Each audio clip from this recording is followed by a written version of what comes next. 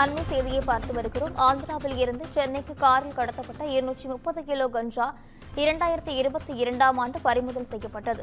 பறிமுதல் செய்யப்பட்டு காரில் இருந்த 4 பேரையும் போலீசார் கைது செய்திருந்தனர். இந்த நிலையில் கௌரவப்பேட்டை சத்தியவேடு சந்திப்பில் சோதனை நடத்தியதாக போலீசார் தெரிவித்த நிலையில், ஆனால் கௌரவப்பேட்டை மாடம்பாக்கம் சந்திப்பில் கஞ்சாவை பறிமுதல் செய்துள்ளதாகவும் தெரிவித்திருக்கின்றனர்.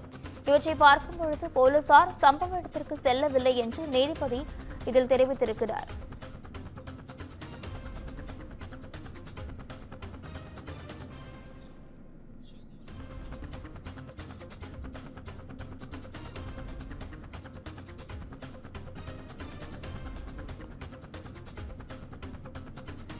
கஞ்சா வழக்கில் பறிமுதல் செய்யப்பட்டதை விட 6 கிலோ கஞ்சா கூடுதலாக ஒப்படைக்கப்பட்டிருப்பதாக நீதிபதி தெரிவித்திருக்கிறார். இதில் கஞ்சா கடத்தியவர்களை விடுவித்து நீதிமன்றம் இந்த உத்தரவை பிறப்பித்திருக்கிறது. இதுகுறித்தான முழுமையான விவரங்களுடன் செய்தியாளர் சிவகுமார் இணைப்பில் இருக்கிறார். வணக்கம் சிவகுமார், விவரங்கள் பதிவு செய்யுங்க. அதாவது பறிமுதல் செய்ததை விட கூடுதலாக 6 கிலோ கஞ்சாவை நீதிமன்றத்துல காவல்துறை ஒப்படைத்த நிலையில 230 கிலோ கஞ்சா கடத்திய வழக்குல அப்படின்னு சொல்லி கைது செய்யப்பட்ட 4 பேரை விடுதலை செஞ்சு தற்போது சென்னை சிறப்பு நீதிமன்றம் தீர்ப்பளித்திருக்குதுங்க. ஆந்திராவில இருந்து சென்னைக்கு கார்ல கஞ்சா கடத்தப்படுவதாக கடந்த 2022ஆம் ஆண்டு மார்ச் 10ஆம் தேதி அன்னைக்கு கும்மிடிப்பூடி போலீசாருக்கு ஒரு ரகசிய தகவல் கிடைக்குது. அதன்படி கௌரவப்பேட்டை பகுதியில் போலீசார் சோதனையில் ஈடுபட்ட போது அவங்க வழியே வந்த ஸ்கார்பியோ கார்ல 230 கிலோ கஞ்சா மறைத்து வைத்திருந்தது கண்டுபிடிக்கப்பட்டது.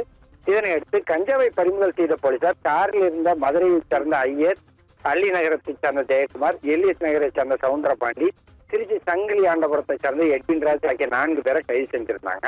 இவர்களுக்கு எதிராக வழக்கை விசாரித்த சென்னை போதைப்பொருள் கடத்தல் தடுப்பு வழக்குகளை விசாரிக்கும் சிறப்பு நீதிமன்ற நீதிபதி எம் ராஜலட்சுமி கவரப்பேட்டை சத்தியவேடு பகுதியில சோதனை நடத்தியதாக கூறப்படும் போலீசார் கவரப்பேட்டை மாடம்பாக்கம் பகுதியில கஞ்சாவை பறிமுதல் செய்ததாக குறிப்பிட்டிருக்கிறாங்க. இவற்றை வைத்து பார்க்கும்போது போலீசார் சம்பவ இடத்துக்கே செல்லவில்லை அப்படின்னு தெரியுது. மேலும் மகஜர்ல 230 கிலோ கஞ்சான்னு பதிவு செய்யப்பட்டுள்ளது. ஆனால் நீதிமன்றத்துல 236 கிலோ 580 கிராம் கஞ்சாவை ஒப்படைத்திருக்கிறாங்க.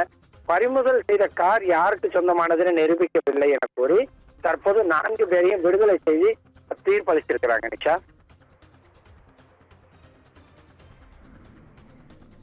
சிவகுமார், விவரங்களுக்கு நன்றி.